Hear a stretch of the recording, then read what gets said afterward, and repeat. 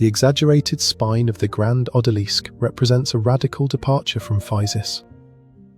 Ingres did not seek to replicate life, he sought to transcend it through the idealized distortion. This is a deliberate anatomical heresy, where the artist asserts his sovereignty over the human body. He recalibrates the skeleton to serve the rhythmic demands of a purely conceptual harmony.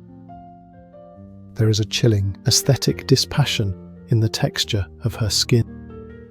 Rendered with the cold luster of porcelain, the flesh is stripped of its vitalism. By transforming the subject into an immanent object, Ingres secures a domain of absolute control. He arrests the entropy of time, trapping the figure in a state of ontological stasis. She is consumed by the gaze, without the threat of a reciprocal human presence. The Grande Odalisque is the ultimate dialectic between neoclassical restraint and Orientalist fantasy. Ingres employs the line as a disciplinary instrument to subjugate his own restless creative impulses. The image is a simulacrum of pleasure, a vision that is intellectualized to the point of frigidity. He binds the chaos of desire within the rigid, Apollonian architecture of an impossible ideal.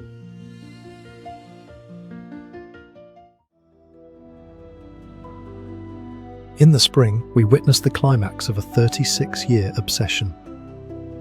This is not a portrait of a subject, but a monument to a lifetime of aesthetic sovereignty.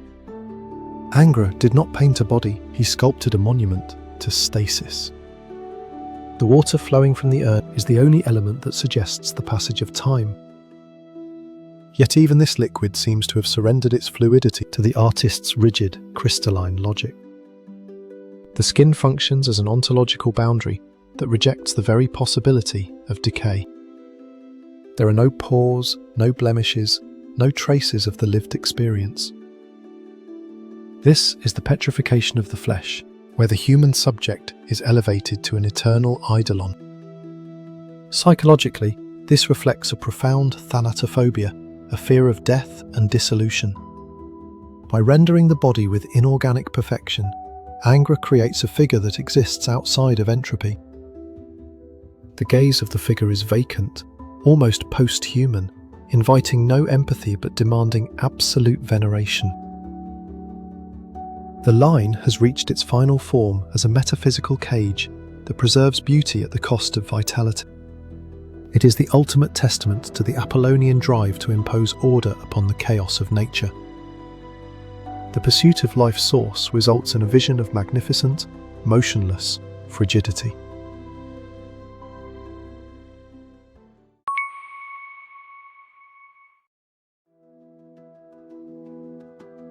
In Ruggiero rescuing Angelica, we encounter a scene of high mythological drama.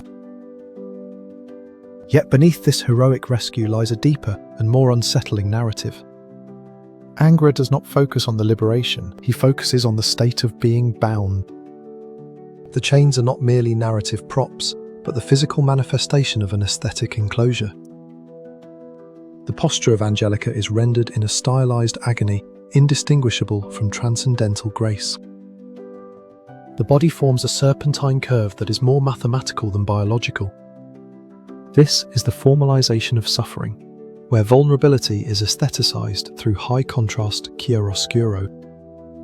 The line serves as an assertive instrument of the gaze, capturing the subject within the frame forever.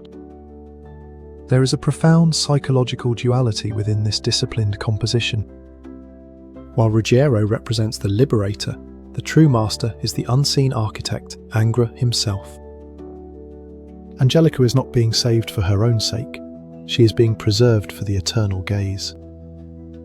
The ideal is revealed here as a state of absolute and unchangeable captivity.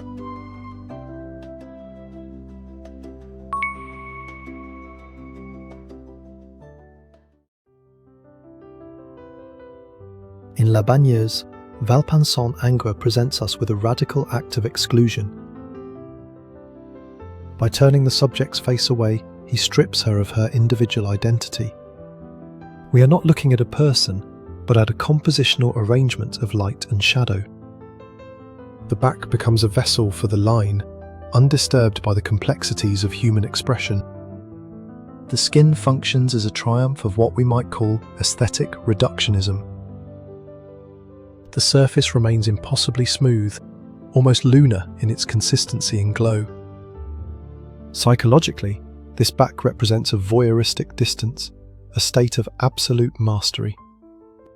The body is no longer a living entity, but a formalized idol, frozen in a moment of immaculate stasis. The drapery and the slight stream of water serve as subordinate accents to the central curve.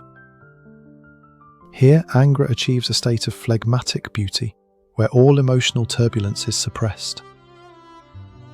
The highest form of beauty is found in the absolute silence of the subject. This silence allows the artist's line to speak without any mortal interruption.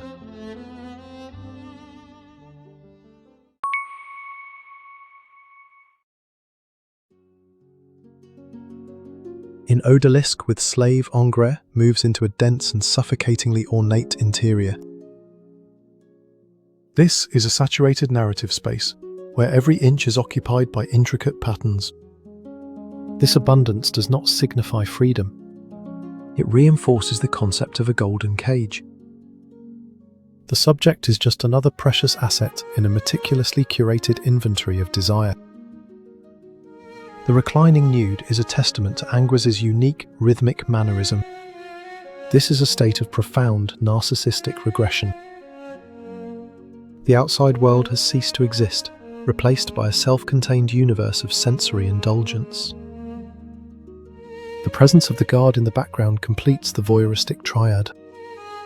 He is the silent witness to a beauty meant to be seen, but never touched.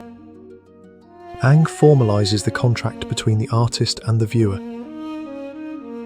This is a masterpiece of sublimated aesthetic desire, where passion is cooled into the stillness of a gem.